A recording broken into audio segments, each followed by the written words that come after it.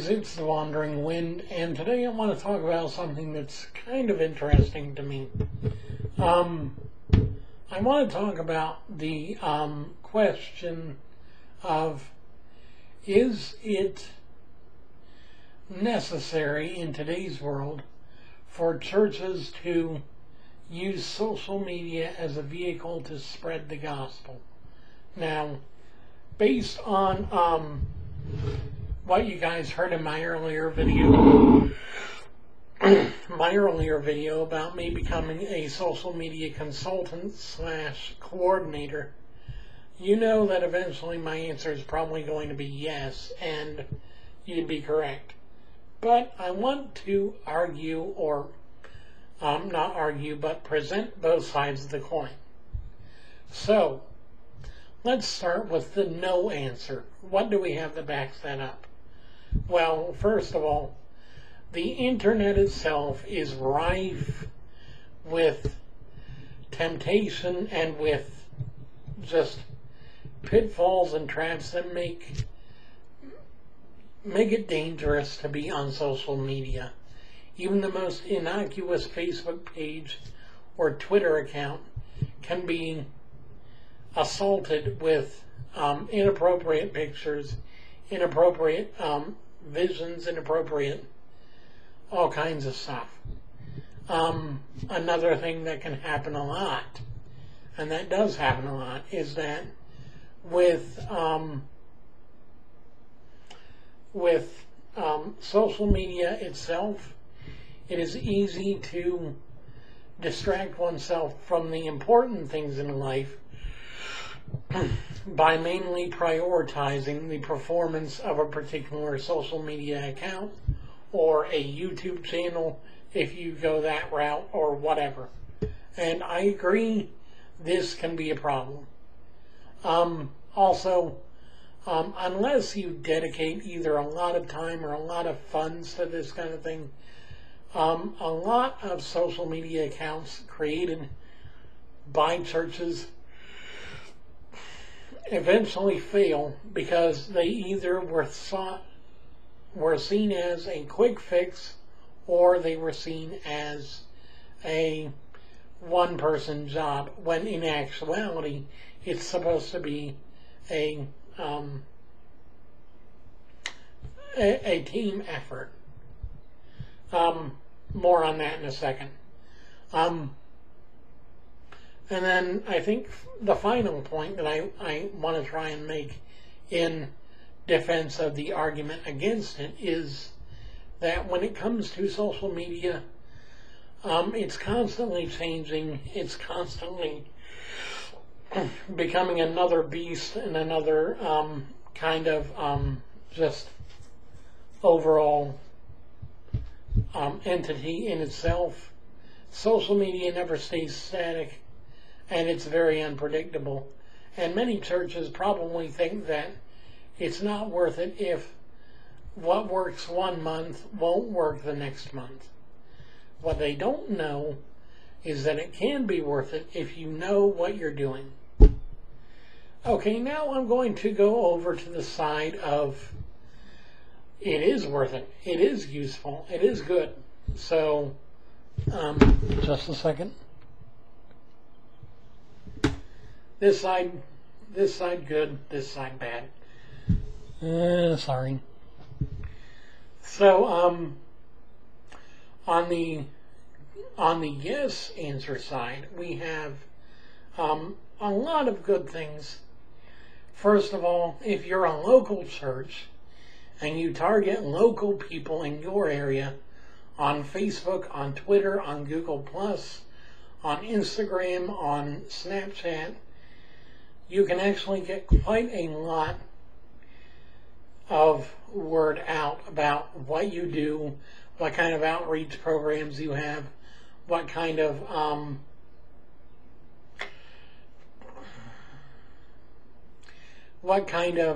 programs you have for the children, and also what kind of aid programs you might offer as far as for the less fortunate. And that kind of message can grow exponentially. And with the advent of the ability to boost your posts on Facebook's website itself, it makes it that much easier to grow your channel in such a way that you no longer need to worry. To grow your church in such a way that you don't have to worry so much about people coming to your church. Instead, you need to worry about building a bigger building.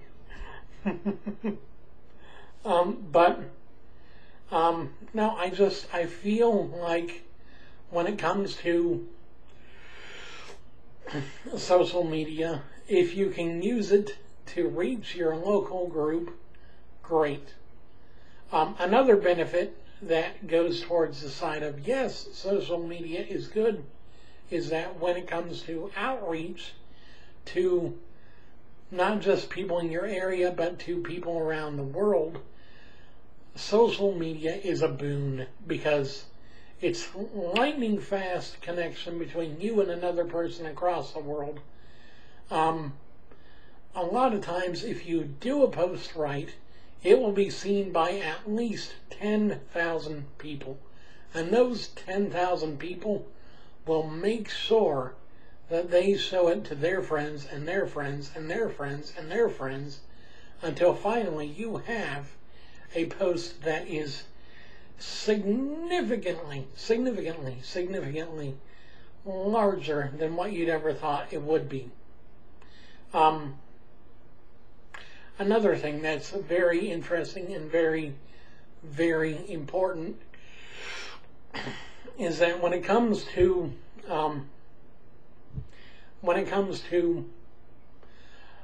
sharing important events in your church with your congregation itself, the old-fashioned way of sending out a letter doesn't work anymore because everyone focuses on what's going on today, and hardly anyone ever gets snail mail anymore. The telephone game doesn't work anymore either because a lot of times a lot is lost in translation. So if you just have one social media account or 2 or 3 that everyone is following in your congregation, then you can make sure that every single time you upload a video to that channel or you post to that social media account, every single one of your parishioners, every single one of your congregational members sees that there's something going on, there's a need, there's a prayer request, whatever. And that's the next thing, is prayer requests. Too often I see at this church I attend on Wednesday nights, because my new home church doesn't do Wednesday night Bible studies really. At least not for adult men. They have adult women classes, go figure. But with this other church that I attend to for Wednesday night Bible study classes, they're still using the old paper slip with prayer requests on them, and they're not using social media. Now, they're a hybrid church/school, so their school has a social media account, but not their church.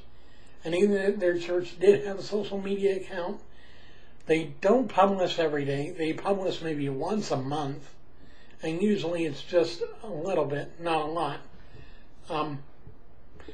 But I think that when it comes to the amount of prayer that you can get out to your congregation, social media is great for that, because I know of the personal power of prayer, the powerful nature of a spoken word to a greater God.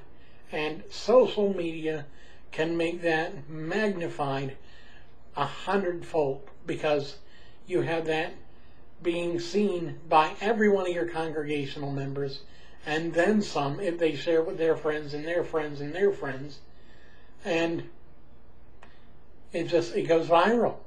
And everyone's like, I'm praying for this person because I heard that they're having trouble, or I'm praying for this person because there's something wrong that they want to have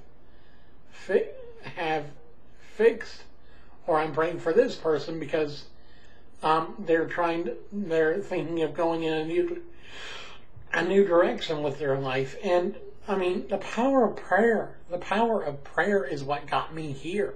I mean, good God. Okay, I'll tell you the story really quick. 2 minutes, no more. My uncle and my father didn't mean it as much as my uncle, pretty much, because at the end of this story you'll see why. But when I was newly born, I think I was like 2 at the time, I was still very sick. And I was still in and out of the hospital with either pneumonia or something else because I couldn't swallow properly. And I would end up getting pneumonia from having aspirated food. They had me on a Z-tube, which is a tube that goes right into your stomach, but it still wasn't helping with a lot of my respiratory issues. Well, one time I was in for a particularly long time when I was about 2 years old, and my uncle and my father both prayed and said, "Don't take him, take me." And I think, now my uncle was gay at one point in his life. Towards the end of his life, he quit that lifestyle. I assume from the way that he acted, I don't remember him because I was so young, but I assume from what I've heard of the way he acted, he had repented of any sins he might have committed, and he had turned his life to God. Although I think he was always God's child, he was just lost. But so he prayed, "Take me, not him." And a while later, I got out of the hospital, and Mike, my uncle, I'm named after him actually, Gregory Michael Cloninger. What a gift to have my uncle's first name is my middle name. But a few days after I got out of the hospital, Mike got sick, really sick, and he had AIDS. No, he had HIV from his lifestyle, and his last gay partner had actually died, which is why he'd moved back into town, and then started to change the way he lived his life. But a few days later, after I got out of the hospital, he got really sick, ended up in the hospital with complications from having a cold and also having HIV. And he ended up dying of what equated to pneumonia because fluid got into his lungs and he ended up not being able to breathe, and there was nothing they could do. But I believe that because of the sincerity of his prayer, "Take me, not him," I think Mike was taken home and I was left here to do a good work. Or maybe God just saw a man that was so suffering from so much and decided, okay, it's time to bring you home. It's time to make you well again. I don't know. I don't know what God thought in that moment. I don't know whether or not my uncle really was saved. I like to hope. But no, the power of prayer is so evident. And by the way, I don't mean to say that being gay is okay. I absolutely disagree with that lifestyle. I absolutely think that that kind of a lifestyle goes against God's law altogether. But I dislike the sinner. I dislike the sin, but I love the sinner to death. Because to be honest, showing love for someone that is in deep trouble is the only way to bring them out of it. The only way. But no, like I was saying, prayer is such a powerful tool. And with social media, you can magnify that power of that prayer by 100-fold, 200-fold, 1,000-fold even, if you get the right people praying the same prayer. And God works miracles when His people pray. Our nation, it's still afloat. Why? Because I think there are people out there that are praying for the nation, praying fervently, praying honestly, praying daily, saying, Lord, keep us above water. Help our leaders to make the right choices. Lead us back to you, Lord. And I believe it happens. I believe God answers prayer. If He didn't, how would we have some of the things that happen? I see documentaries with actual footage of people being healed with the hand of a missionary. And people say, well, the Baptists at least say, there are no miracles anymore. That was for the early church age. I call foul. I call false. Because you know what? I have seen stuff that can't be explained by anything other than a miracle.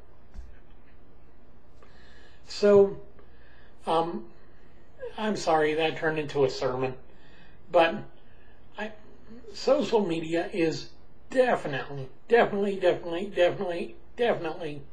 an important piece of the puzzle when it comes to putting together a missions-oriented approach to social media and to the world in general. Because you can't just tackle your little corner of Earth. I mean, you can, you should, but you shouldn't just stop yourself there. Because if you stop there, the Lord's going to look at you and say, what are you doing? The Lord's going to literally tap you on the forehead, and go, hey, you got more work to do. Do it. Hey, you got people outside of your town. Go to them. Hey. I mean, dang, I made myself red.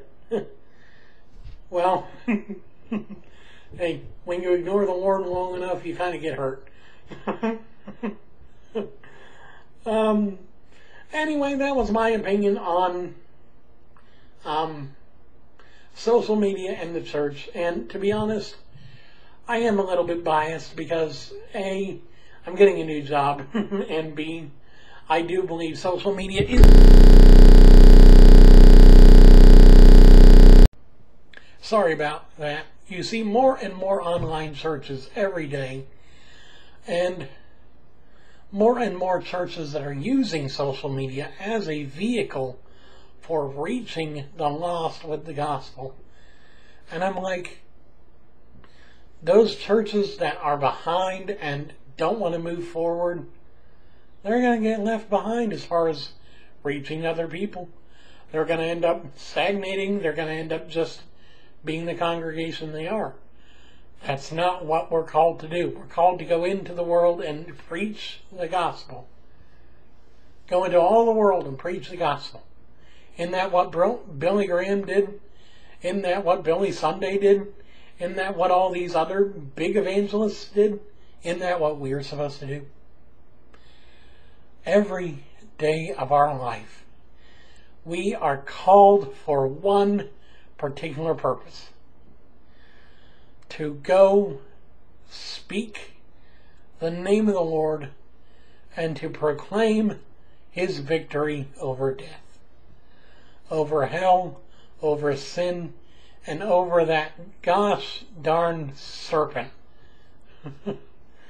And if social media is the way we're going to do it, we need to do it right. Thank you guys for watching. I hope you guys have a great day. I am sorry that I waffled on and for that glitch. My microphone actually disconnected, so I ended up needing to add on a bit to the end of this video. But I hope I got the message across. I hope I got the message across. Because I tell you what, if you're a member of a smaller church, now the bigger churches, they probably already have social media accounts, and they probably already have a social media team going, but the church I'm part of is a small one. We are few members, but we're all still one body. And as the body, we need to work together. We need to move as one. And in order to do that, we need to have the hands reaching out, well, the arms reaching out to the lost, the feet moving towards those areas where we can move, the mouth proclaiming the good news, the eyes searching for the lost, the ears hearing for the cries of the brokenhearted, and our hearts always ready to provide a witness and an answer for the hope that is within us. Thank you guys for watching. I hope you guys have an awesome day. I love you guys very much. God bless you all, and preach the gospel. Hey guys, thanks for watching my videos, and as always, thank you for everything you do for me. If you like my videos and you want to see more of them, please make sure to hit that like button down below. It always needs some love. Also, if you haven't yet, please subscribe to my channel. It's great. I've got lots of stuff. I always upload every day. Well, almost every day. And I always have new stuff coming right around the corner. And if you really feel generous enough, I really appreciate it. I have a Patreon link either up in the corner or down in the description, and I could always use a couple more extra dollars to help fund my future projects. Thank you in advance. Thank you for watching, and I hope you have a great day.